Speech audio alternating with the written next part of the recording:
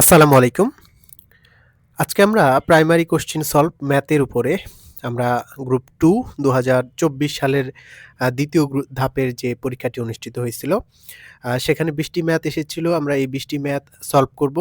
পাশাপাশি সলভ করতে গিয়ে ওই টাইপের কি ম্যাথ আসতে পারে এবং একটা কোয়েশ্চেন পুরোটা যখন সলভ করব, তো আমাদের একটা আইডিয়া হবে যে আসলে প্রাইমারি কি টাইপের ম্যাথ আসতে পারে বা কি টাইপের একটা ধারণা হবে সহজ কথা। তাই আমরা চেষ্টা করব যে ধারাবাহিকভাবে বেশ কিছু ২ তারিখের আগে ম্যাথগুলো সলভ করার এবং আ এখান থেকে আশা করা যায় বেশ কিছু কমন পাওয়া যাবে। এছাড়া এখন ডিটেইলস ম্যাথ করার সময় নেই। তাহলে ভিডিওটা একটু বড় হবে। আমরা একটু আ চেষ্টা করব এ আ ১ম থেকে শেষ পর্যন্ত দেখার। তাহলে দেখা যাবে যে ম্যাথের অনেক কিছুই আ কঠিন বিষয়গুলো সহজ হয়ে যাবে। তো ১ম এ আমরা একটা আসি যে ১ম এ একটা খুব সহজ ম্যাথ দিয়েই শুরু হইছে যে একটি পেন্সিলের ওজন ৫ গ্রাম। এটির ওজন মিলিগ্রামে কত? আমি এই ২০ টা কোয়েশ্চেনের মধ্যে আমি দেখাবো যে ৪ টি কোয়েশ্চেন শুধু একক কনভার্টে। মানে মিলিগ্রাম, মিলিয়ন, বিলিয়ন অথবা নটিক্যাল মাইল। তাহলে এটা থেকে বোঝা যায় যেহেতু প্রাইমারি লেভেলে এই একক কনভার্ট গুলো আছে, ইঞ্চি, সেন্টিমিটার, আদার্স যে একক কনভার্ট গুলো আছে,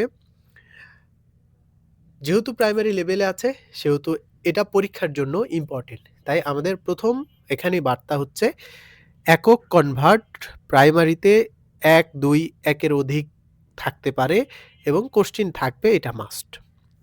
তাহলে আমাদের এখান থেকে দেখি। তাহলে একক যখন কনভার্ট করব আমরা একটা মুখস্থ অবশ্যই একক জানি যে ১ গ্রাম সমান কত মিলিগ্রাম অথবা ১ মিলিগ্রাম সমান কত গ্রাম অথবা ১ মিটার সমান কত সেন্টিমিটার, ১ কিলোমিটার সমান কত মিটার, এরকম একটা মুখস্থ মান থাকবে। এবং ওরা যেকোনো একটা মান দিয়ে দিবে। যেমন এখানে বলেছে ৫ গ্রাম, এটাকে মিলিগ্রামে কনভার্ট করতে হবে। তাহলে প্রশ্ন হচ্ছে আমরা যে মানটা মুখস্থ জানবো সেটা যেটা চাইবে সেইটা আমরা ডানে রাখবো। তো আমরা জানি যে ১ গ্রাম সমান ১০০০ মিলিগ্রাম। ১০০০ মিলিগ্রাম। যদি বলতো মিলিগ্রামকে গ্রামে প্রকাশ করো তাহলে আমরা এই মিলিগ্রামটা বামে রাখতাম, গ্রামটা ডানে রাখতাম। যেহেতু আমাকে গ্রামকে মিলিগ্রাম বলেছে তাহলে আমরা এটা ১ গ্রাম সমান ১০০০ মিলিগ্রাম, তাহলে এইটা যেটা চাইছে সেটা আমরা ডানে রেখেছি। এখন ৫ গ্রাম সমান ১০০০ গুণিত ৫, তাহলে ৫০০০ মিলিগ্রাম। তাহলে এটা হচ্ছে আমাদের প্রশ্নের উত্তর। কিন্তু আমাদের প্রশ্নে এটার কিন্তু কোনো অ্যান্সার ছিল না, যার ফলে আমাদের কোনো উত্তর এখানে নেওয়া যাবে না। তার মানে এখানে ৫০০০ মিলিগ্রাম, তাহলে আমাদের অপশানে যেহেতু নাই তাহলে এখানে আমরা নো আনসার। দ্যাট মিনস কোনোটি নয়, কোনোটি নয়। তাহলে আমরা পরবর্তী ম্যাথে যাই যে পরিমিতি। পরিমিতি থেকেও কোশ্চিন আসবে। সো পরিমিতির যে সূত্রগুলো আছে সেগুলো আমাদেরকে ভালোভাবে জানতে হবে। বর্গক্ষেত্রের এক বাহু ৪ মিটার হলে কর্ণ কত মিটার? তো আমরা এখান থেকে বর্গক্ষেত্র মানে আমরা যেটার ৪ বাহু পরস্পর সমান, আমাদের একটু বর্গক্ষেত্র চিত্রে হচ্ছে কিনা সেটা জানি না, ৪টা বাহুই সমান হবে, অর্থাৎ এ হলে এটাও এই হবে এবং কোণগুলো 90 ডিগ্রি হবে। এখানে আমাদের একটু ম্যাপে আঁকার জন্য সমস্যা হচ্ছে। এখানে আমরা ৩টা টার্ম পাবো। বর্গক্ষেত্রের ক্ষেত্রফল, প্রথমটা পাবো ক্ষেত্রফল, ক্ষেত্রফল হচ্ছে এ স্কোয়ার। তারপর আমরা পাবো পরিসীমা, পরিসীমা, পরিসীমা যেহেতু ৪টা বাহুর যোগফলকে পরিসীমা বলা হয় তাহলে আমরা ৪টা বাহু যোগ করলে 4a পাবো। পরে আমি পাবো কর্ণ। বর্গক্ষেত্রের এইটাকে বলা হয় কর্ণ। এখন এইটা যখন চিত্র আঁকবো তখন এটাকে আমরা যদি x ধরি তাহলে অটোমেটিক একটা পিথাগোরাসের উপপাদ্য হয়ে যাবে যে অতিভুজ স্কোয়ার ইকুয়াল টু ভূমি স্কোয়ার প্লাস লম্ব স্কোয়ার। তাহলে x ইকুয়াল টু আমরা দুটা স্কোয়ার যোগ করলে 2a স্কোয়ার তার উপর রুট। তাহলে √2 আর a স্কয়ারের হলে a হবে। তাহলে কর্ণ ইকুয়াল টু হচ্ছে √2a। তাহলে a হচ্ছে বাহুর দৈর্ঘ্য, যেহেতু বাহুর দৈর্ঘ্য 4 মিটার দেওয়া আছে, তাহলে এখানে 4 আর হচ্ছে √2, তাহলে 4√2 হবে এটার আনসার। নেক্সট, কোনো লঘিষ্ঠ সংখ্যার সাথে 3 যোগ করলে যোগফল 24, 36, 48 দ্বারা বিভাজ্য হবে। লঘিষ্ঠ মানে হচ্ছে লসাগু আর গরিষ্ঠ মানে হচ্ছে গসাগু। লঘিষ্ঠ সাধারণ গুণনীয়ক এবং গরিষ্ঠ সাধারণ গুণনীয়ক। লঘিষ্ঠ সংখ্যার সাথে 3 যোগ করলে, অর্থাৎ যোগ করার পরে যে যোগফলটা পাবো সেটা কিন্তু এই 24, 36, 48 দ্বারা বিভাজ্য হবে। তার মানে বিভাজ্য মানে এখানে আমরা লসাগু বের করব। প্রথমত লসাগুটা বের করব কার, 24, 36 এবং 48, এইটার আমরা আগে লসাগু বের করব। তাহলে 12, এটা 18, 24, 6, 9, 12, 2, 3,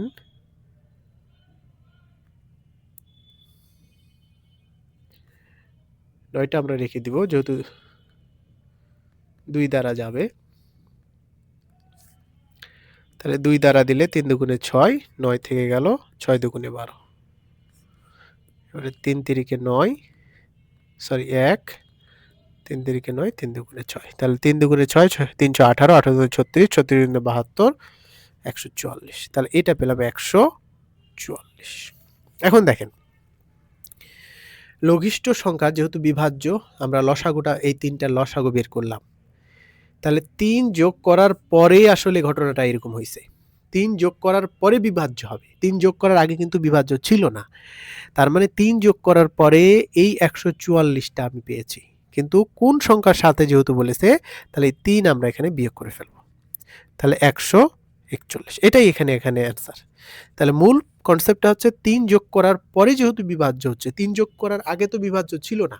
তাহলে 3 যোগ করার পরে বিভাজ্য সংখ্যাটা যদি বের করি, সেখান থেকে 3 বাদ দিয়ে দিলে আমরা পরের যে অংশটুকু আছে সেটা বের করতে পারবো, অর্থাৎ 141। এ ধরনের অঙ্কগুলো অনেক পরিমাণে এসে থাকে। নেক্সট অঙ্ক হচ্ছে, এটাও খুব ইম্পর্টেন্ট, পরপর 3টি সংখ্যার গুণফল 120 হলে তাদের যোগফলটা কত? এটা আমরা যদি ম্যানুয়াল করি তাহলে প্রথম সংখ্যা x, পরের সংখ্যা হবে, যেহেতু পরপর সংখ্যা বলছে তাহলে x+1 এবং x+2। তাহলে প্রশ্ন মতে যদি আমি বের করি, according to the question, x into x+1 into x+2 equal to 120। কিন্তু এইটা আসলে এমসিকিউ করার জন্য অনেক টাইম সাপেক্ষ, এটা গুণ করে মান বের করা অনেক কঠিন। আমরা একটু সহজ পন্থা বের করি, যে 120 আছে সেটাকে আমরা ভাঙবো। 60 দুগুণে 120, 30 দুগুণে 60, 15 দুগুণে 30, 3 5 15। তাহলে এই উৎপাদকটা আমরা পাশাপাশি লিখবো, 2 গুণিত 2 গুণিত 2 গুণিত 3 গুণিত 5। এখন মাথায় রাখতে হবে যে পরপর সংখ্যা, তার মানে পরপর যে সংখ্যাই আপনারা নেন, 3 4 5, 4 5 6, অর্থাৎ ক্রমিক সংখ্যা হতে হবে। এখানে 5 হচ্ছে একটাই সংখ্যা, তাহলে 5 অবশ্যই থাকবে। তাহলে ক্রমিক সংখ্যা হতে পারে 5, 6, 7, হতে পারে 3, 4, 5, হতে পারে 4, 5, 6, এর বাইরে কিন্তু হবে না, 5 থাকাই লাগবে। তাহলে এখানে 7 মিলানো, এটা গুণ করে 7 এখানে আসবে না, 7 মিলানো যাবে না। আবার 3 4 5, 3 এবং 5 আছে, তাহলে এই দুটো গুণ করলে 6 আসছে। তাহলে এটাও হচ্ছে না, এটাও হচ্ছে না, তার মানে 4 5 6 এটাই হচ্ছে পারফেক্ট। তাহলে 2, এটাকে আমরা যদি করি তাহলে 4, এই অংশটুকু যদি আমরা নিয়ে আসি 5, আর এই দুটো গুণ করলে 6, আমরা সহজেই আমরা তখন বানাইতে পারবো। তাহলে 3টা ক্রমিক সংখ্যা 4 5 6, এদের বলেছে যোগফল। তাহলে এটা আমরা যোগ করলে 4 যোগ 5 যোগ 6, তাহলে আমরা যোগ করলে 6 5 11 আর 4 15। তাহলে এটাই হচ্ছে আমাদের অ্যান্সার। তাহলে আমরা এই ধরনের ম্যানুয়ালি এভাবে অঙ্ক করলে আসলে অনেক সময় সাপেক্ষ। তাই আমরা প্রথমে কাজ হচ্ছে এই ধরনের যে কোনো গুণফল যদি বলে, আমরা একটা উৎপাদকে বিশ্লেষণ করব, তারপরে যেহেতু ক্রমিক সংখ্যা বলেছে তাই আমরা ক্রমিক সংখ্যাটা আমরা বের করব।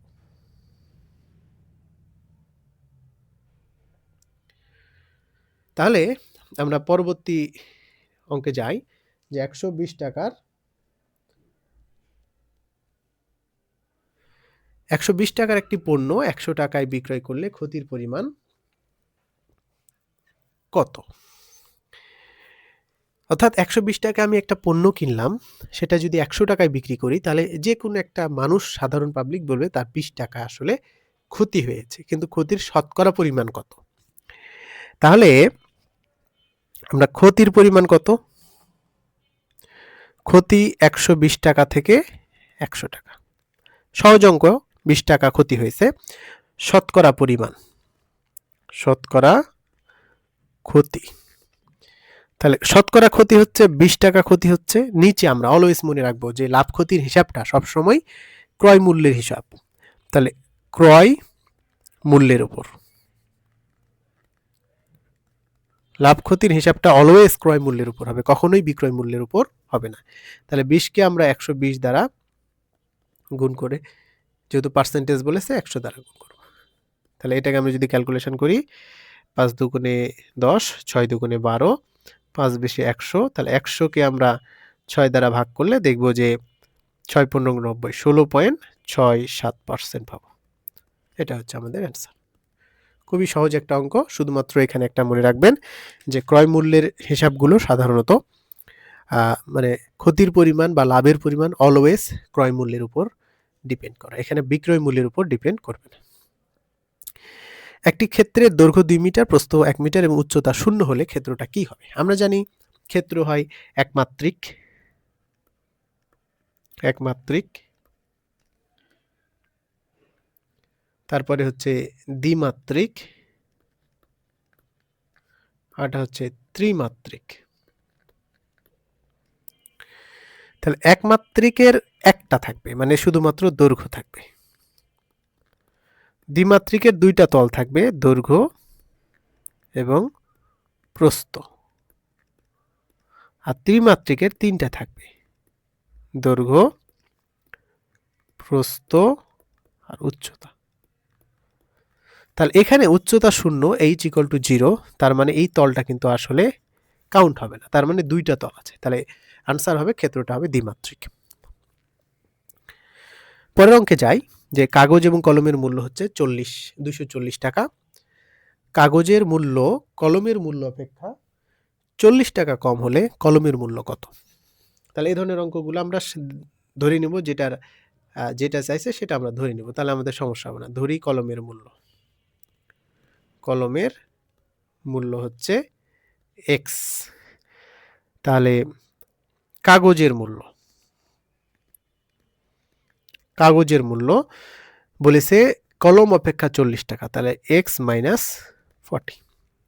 যেহেতু দুটোর যোগফল হচ্ছে 100, তাহলে according to the question x plus x minus 40 equal to 240। তাহলে 2x ইকুয়াল টু 40 এর পাশে চলে গেলে 280, অর্থাৎ x ইকুয়াল টু 140 টাকা। তাহলে কলমের মূল্য হচ্ছে 140 টাকা, যদি কাগজের মূল্য বলে তাহলে আমরা 40 বাদ দিলে 100 টাকা হবে। তাহলে এটা হচ্ছে আমাদের অ্যান্সার।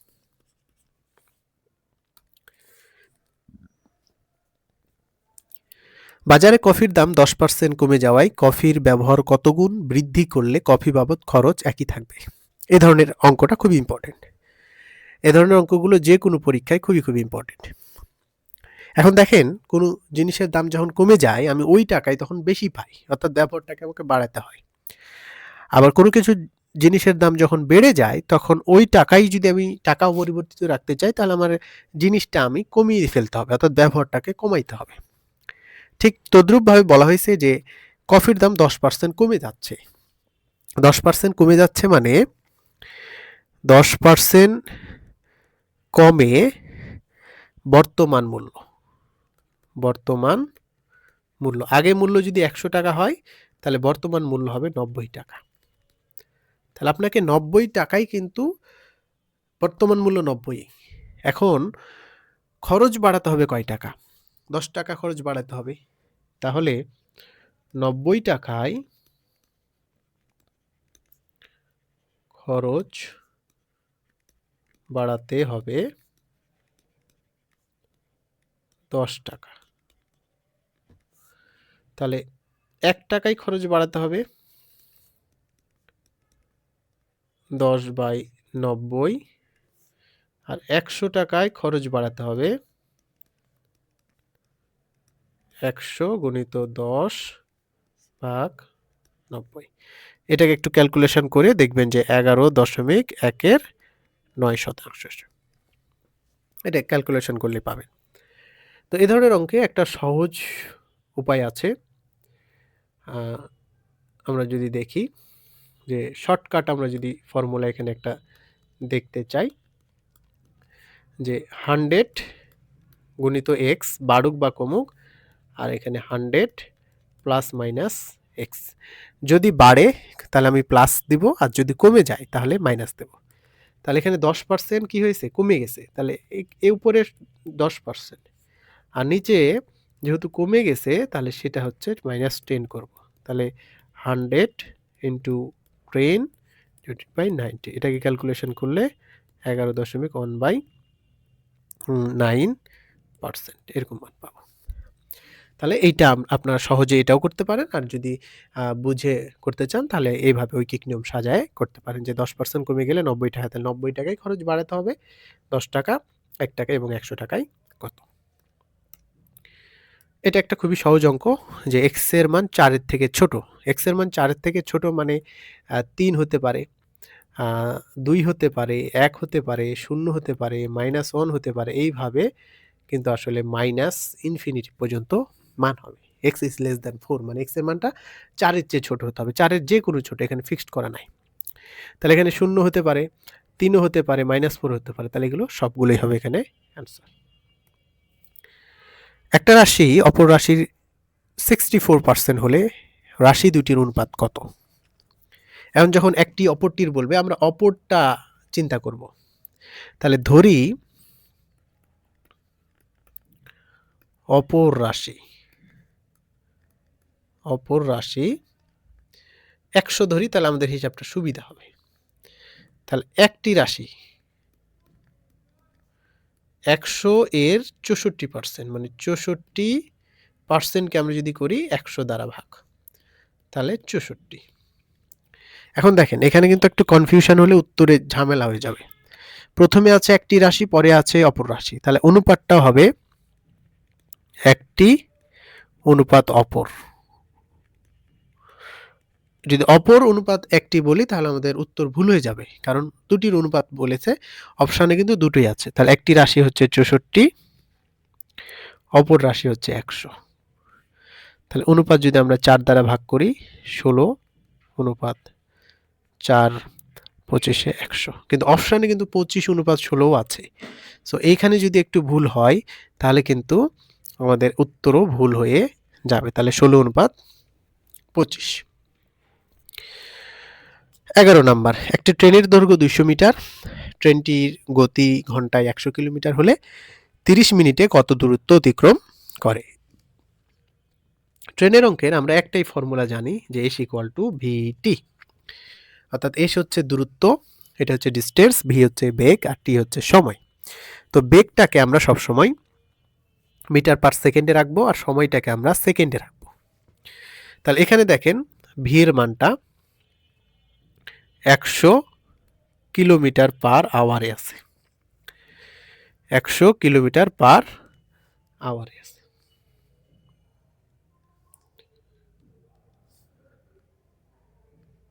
কিলোমিটার পার আওয়ার আছে, এটাকে আমাকে মিটার পার সেকেন্ড করব। তাহলে 100 গুণিত কিলোমিটার মানে 1000 ভাগ সেকেন্ড যদি করি আওয়ারকে, তাহলে 3600। তাহলে এই 2 শূন্য আউট হয়ে যাবে, এখানে হবে 18, আর এখানে হবে 5। তাহলে 500/18, সরি 18। তাহলে বেগ হচ্ছে 5000 না 500, 500/18 গণিত সময় হচ্ছে 30 মিনিট। এই মিনিটটাকে আমার সেকেন্ড করতে হবে। তাহলে 30কে যদি আমরা 60 দ্বারা গুণ করি, 3 × 6 1800 সেকেন্ড পাবো। তাহলে এটাকে আমি যদি গুণ করি তাহলে এখানে 18 1 100 পাবো 50020। এটা হচ্ছে মিটার। তাহলে এটাকে আমরা কিলোমিটার করলে আমরা পাবো 50 কিলোমিটার। 50 কিলোমিটার। এটা হচ্ছে আমাদের অ্যান্সার। নেক্সট আমরা অঙ্ক যাই। এটা শুধু অঙ্ক না, এটা জাস্ট ফর্মুলা তুলে দিয়েছে। এর জন্য আমরা করসপন্ডিং অনেক 3টা ফর্মুলা দেখব, যে ন্যাচারাল নাম্বারের যোগফল যদি n সংখ্যক যোগফল হয় তার ফর্মুলা হয় n × n + 1 ডিভাইডেড বাই 2। যদি স্কোয়ারের যোগফল বলে, এটা খুবই important topics, n × n + 1 × 2n + 1 divided by 6। আর যদি কিউবের বলে,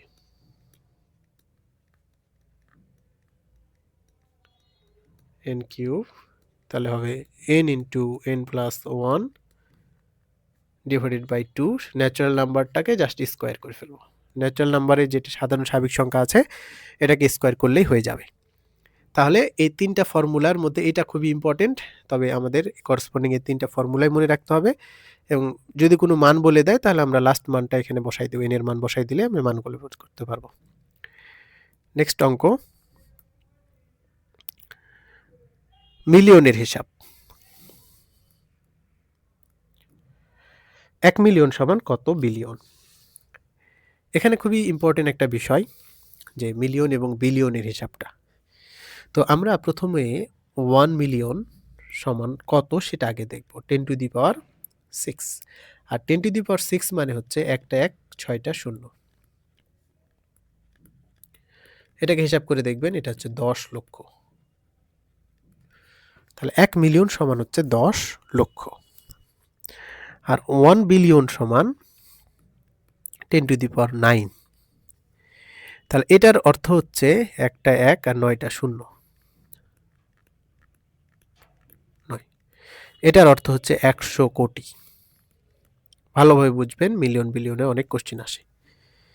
তাহলে 10 লক্ষ এবং 100 কোটি, অর্থাৎ 1 মিলিয়ন সমান হচ্ছে 10 লক্ষ আর 1 বিলিয়ন সমান হচ্ছে 100 কোটি। তাহলে ডিফারেন্সটা কি হচ্ছে, যে 1 বিলিয়ন সমান কি? আগে 1 বিলিয়ন আমরা দেখি। 1 বিলিয়ন সমান একটা 1 তো থাকছেই, আর 3টা 10⁻³ এর ডিফারেন্স, তাহলে 10⁻³ মিলিয়ন। দেখেন 10⁶ আর 10⁹ এর ডিফারেন্স হচ্ছে 3, অর্থাৎ 10⁻³ মিলিয়ন, অর্থাৎ 1 বিলিয়ন সমান 1000 মিলিয়ন। এটুকু মনে রাখলে আপনারা যে কোনো কনভার্ট বলতে পারবেন। আর এর আগে বলেছি যেটা চাইবে বিলিয়ন আছে, বিলিয়নটাকে আমরা ডানে রাখবো। তার মানে 1000 মিলিয়ন = 1 বিলিয়ন, যেহেতু আমার বিলিয়নটা চাইছে। আবার 1 চাইছে, 1 মিলিয়ন = 1/1000, তার মানে 0.001 বিলিয়ন। This is answer. তাহলে খুব সহজে যে কোনো মিলিয়ন বিলিয়নের হিসাবটা আপনারা বলতে পারবেন, যে এই 10⁶ আর 10⁹ ডিফারেন্সটা হচ্ছে, যেহেতু বিলিয়ন বড় তাহলে 1 বিলিয়ন সমান 10³ ডিফারেন্স হবে, তার মানে 1000-এর ডিফারেন্স। তাহলে এইটা যখন জানবেন তখন যে কোনো কনভার্ট কিন্তু সহজেই করা যাবে। 14 নাম্বার, এটা আমরা দেখালামই সূত্র, 1 থেকে 20 পর্যন্ত স্বাভাবিক সংখ্যাগুলোর যোগফল, অর্থাৎ এখানে 1 + 2 স্বাভাবিক সংখ্যা, এখানে 20 পর্যন্ত আছে। তাহলে আমরা সূত্র দেখেছি n × n + 1 ডিভাইডেড বাই 2। এখানে n এর মান হচ্ছে শেষটা 20, তাহলে 20 আর 20 এর সাথে 1 যোগ করলে 21 ডিভাইডেড বাই 2, তাহলে 10। তাহলে এটাকে আমরা পাবো 210। এটাই হচ্ছে অ্যান্সার।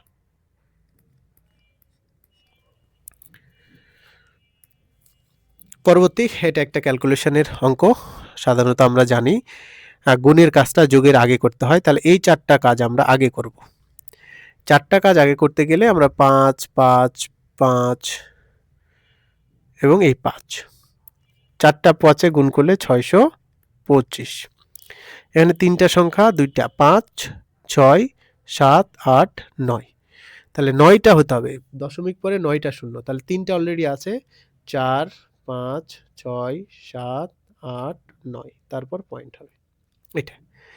আর এই দুটোর সাথে যোগ করতে হবে, যোগ মানে 0.5, বাকিগুলো শূন্য দিয়ে পূরণ হবে, আর 0.05 বাকিটা শূন্য দিয়ে পূরণ হবে। তাহলে এটা যখন যোগ করবো এই 625 থাকবেই, মাঝখানে শূন্যগুলো থাকবে 1, 2, 3, 4টা শূন্য থাকবে, আর 5 এখানে যোগ হবে, আর এখানে 5 যোগ হবে। তাহলে এইভাবে আমরা ক্যালকুলেশন করে সহজে আমরা অ্যান্সারটা বের করতে পারবো। এটা একটা বিন্যাসের অঙ্ক সমাবেশের। 12টি বই থেকে 5টি বই কত প্রকারে বাছাই করা যায় যেখানে 2টি বই সর্বদা অন্তর্ভুক্ত থাকবে। আমরা জানি n সংখ্যক থেকে r সংখ্যক বাছাই করার ফর্মুলা হচ্ছে NCR। তাহলে n হচ্ছে কত, 12টি বই, তাহলে হিসাবে আমার এরকম হওয়ার কথা ছিল 12টি বই থেকে 5টি বই, এটা 12C5, কিন্তু এখানে একটা শর্ত দিয়েছে 2টা বই সর্বদাই অন্তর্ভুক্ত থাকবে। তাহলে 2টা বইকে ফিক্সড করে দিয়েছে, মানে ওই 2টা বই অন্তর্ভুক্ত থাকবে, তার মানে ওই 2টা বাদে বাকিগুলোকে আমি বাছাই করব। তার মানে সদস্য সংখ্যা n এর মান 12 থেকে 2 কমে যাচ্ছে, তার মানে 10। আর যেহেতু 2টা বাছাই হয়ে গেছে অলরেডি, তাহলে 5টা আর বাছাই করা লাগবে না, 5 থেকে আমরা 2টা বাদ দেব, তার মানে বাকি 3টা বাছাই করতে হবে। তাহলে আমাদের সংখ্যা হবে 10C3। আর এ ধরনের 10C3 এবং 10P3 এইটা বের করা সহজ শর্টকাট টেকনিক, এমনকি দ্রুত ক্যালকুলেশন করতে হবে, আমরা ওই জেনারেল ফর্মুলা দিয়ে আমার বের করার দরকার নেই। তাহলে উপরে আমরা 2টা অংশ আসবে, যে 10 থেকে শুরু হবে, এই যে 3 বার কমবে, তার মানে 10 কমতে কমতে আসবে, তার মানে 9 এবং 8, যেহেতু 3 আছে 3 বার, যদি 4 থাকতো 4 বার। আর নিচেরটা 3 থেকে কমবে, নিচের 3, 2, 1, এই 2, 4 দুগুণে 8, 3 তিরিকে 9, 3 চারে 12, 120 উপায়ে বাছাই করা যাবে। This is answer. R 10P3 ক্ষেত্রে 3 করে কমবে, 10 গুণিত 9 গুণিত 8, নিচে কিন্তু কোনো ভাগ হবে না, এটাই ডিফারেন্স। যখন আমরা শর্টকাটে আমরা যদি বলি যে 18C2, তাহলে আসলে হবে 18 গুণিত 17, মানে 2 বার, অর্থাৎ 1 করে কমবে। এই নিচে সংখ্যাটা বোঝা যাবে যে উপরে কতবার কমবে, মানে 1 করে 2 বার হবে, 2টা সংখ্যা পাওয়া যাবে। যদি 4 থাকে তাহলে 4টা সংখ্যা পাওয়া যাবে, 18, 17, 16, 15। তা এই সমাবেশের অঙ্কগুলো আমরা সহজে দ্রুত করা। আর এখানে নিচে ভাগ হবে না, এখানে নিচে কিন্তু ভাগ হবে, নিচেরটাও যেটা আছে এটা থেকে কমতে থাকবে, 2 গুণিত 1, এখানে 3 ছিল, 3 গুণিত 2 গুণিত 1 এসে ঠিক হবে, কিন্তু এইখানে নিচে ভাগ হবে না। এখানে যদি 10C4 হয়, তাহলে 10 গুণিত 1 করে কমবে 4 বার, এখানে কয়বার কমবে, 4 বার, 2 আর 3 8 হচ্ছে 10, 9, 7, 8। তাহলে এইভাবে আমরা ক্যালকুলেশনগুলো 10C NCR এবং NPR এর যে ক্যালকুলেশন আছে সহজে করতে পারবো। এটা সহজে অঙ্ক, সহজ একটা অঙ্ক। x plus 5y equal to 24, x এর মান দেওয়া আছে, আমি বসাই দেবো 3y plus 5y equal to 24, তাহলে 8y ইকুয়াল টু 24, তাহলে 8 দ্বারা আমি যদি ক্যালকুলেশন করি তাহলে y এর মান 3। This is answer. যে চতুর্ভুজের কেবল 2 বিপরীত বাহু পরস্পর সমান্তরাল, তাহলে আমরা জানি ট্রাপিজিয়ান এরকম ভাবে আঁকতে হয়, তাহলে তার 2টা বাহু পরস্পর সমান্তরাল, সেটাকে আমরা বলি ট্রাপিজিয়াম। ট্রাপিজিয়ামের 2 বাহু পরস্পর সমান্তরাল এবং অপর 2 বাহু পরস্পর অসমান্তরাল। 1 নটিক্যাল মাইল, তাহলে 1 নটিক্যাল ইকুয়াল টু আমরা জানি 1.852 কিলোমিটার। তাহলে 1 নটিক্যাল মাইল সমান 1.852 কিলোমিটার। এটা সমুদ্র বিষয়ক গবেষণা করতে আমরা সাধারণত সমুদ্রের যে হিসাব নিকাশ করা হয় সেটা নটিক্যাল মাইল থেকে হিসাব করা হয়। আমরা দেখি এক্সক্লুসিভ ইকোনমিক জোন দেখি 200 নটিক্যাল মাইল, মহীসোপান 355 নটিক্যাল মাইল বা 50 নটিক্যাল মাইল। আজকের লাস্ট অঙ্ক দেখেন, এই যে আরেকটা মিলিয়ন বিলিয়নের হিসাব এসেছে, এটা আমরা দেখাই দিব শর্টকাটে। দেখেন ৪ টা অঙ্ক আমরা পেলাম শুধুমাত্র একক কনভার্ট থেকে। সো একক কনভার্ট ইজ খুবই ইম্পোর্টেন্ট। তাহলে এখান থেকে দেখেন যে একটি দেশের জিডিপির পরিমাণ ৭.৫ বিলিয়ন জিডিপি আর ওই দেশের জনসংখ্যা হচ্ছে এত। তাহলে মাথাপিছু জিডিপি, পার ক্যাপিটা জিডি যেটা গেলে মাথাপিছু জিডিপি, এটা শুধু আমরা জানি যে জিডিপিকে আমরা যদি জনসংখ্যা দ্বারা ভাগ করি, পিপুল, জনসংখ্যাকে আমরা পিপুল দ্বারা ভাগ করব। এখন জিডিপি দেখেন 7.5, 7.5 এটা হচ্ছে বিলিয়ন, বিলিয়নকে আমরা হিসাব করব। তাহলে 1 বিলিয়ন সমান 10 টু দি পাওয়ার 9, জাস্ট ওই মানটা আমরা বসাই দেবো যে 1 বিলিয়ন সমান 10 টু দি পাওয়ার 9, তাহলে 10 টু দি পাওয়ার 9 দ্বারা ভাগ করব। জনসংখ্যা হচ্ছে 1.85 মিলিয়ন, 1.85 গুণিত 10 টু দি পাওয়ার 6। তাহলে কাটাকাটি করব, কাটাকাটি করে এরকম একটা মান পাবো 4054 সামথিং। কিন্তু এখানে আমাদের প্রশ্নের কোনো উত্তর ছিল না, এজন্য এখানে কোনো উত্তর নাই। এরকম অর্থাৎ হাজারের টাইপের কোনো উত্তর এখানে আমরা পাবো না। তাহলে এখানে কোনো উত্তর নেই। তাহলে এই হচ্ছে আমাদের আজকের 2024 সালের প্রাইমারি সহকারী শিক্ষক পরীক্ষার দ্বিতীয় ধাপের আমরা ম্যাথের কোশ্চেন সলভ করলাম। এবং কোশ্চেন সলভ করার পরে আমরা একটা যদি অ্যানালাইসিস এখান থেকে আমরা একটু বুঝতে চাই, তাহলে দেখেন কোশ্চেন সলভ করলে অ্যানালাইসিসটাও বোঝা যায়। তার মানে আমাকে একক কনভার্টটা খুব ভালো করে পড়তে হবে। একক কনভার্ট, একক কনভার্ট, পরিমিতি, পরিমিতি ভালো করে দেখতে হবে, মান নির্ণয়, লাভ ক্ষতি, লাভ ক্ষতি, এই অংশগুলো একটু ভালো করে দেখতে হবে। তাহলে পরবর্তীতে আমরা আরেকটা আরেকটা কোশ্চেন অ্যানালাইসিস পর্ব নিয়ে আমরা আসবো। এভাবে 2 তারিখ পর্যন্ত যতগুলো সলভ করা যায়। তো সবাই ভালো থাকবেন। আসসালামু আলাইকুম।